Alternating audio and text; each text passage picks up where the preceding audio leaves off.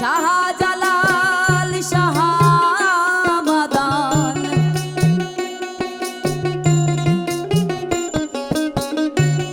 শাহজালাল শাহমাদান সবাই নেয় তার চরণ ধুল মুহাম্মদ মুস্তাফা নবী প্রেমেরই রাসূল। আজকে এখানে আসার কারণ হচ্ছে এখানে যারা ক্যামেরার পেছনে আছেন তাদের সাথে আমার খুব ভালোবাসা, খুবই ভালো সম্পর্ক, মানে কি বলবো, তো ভালোবাসার জায়গা থেকে আর এত সুন্দর একটা প্রোগ্রাম আমি দেখেছি। প্রোগ্রামটা অনেক সুন্দর।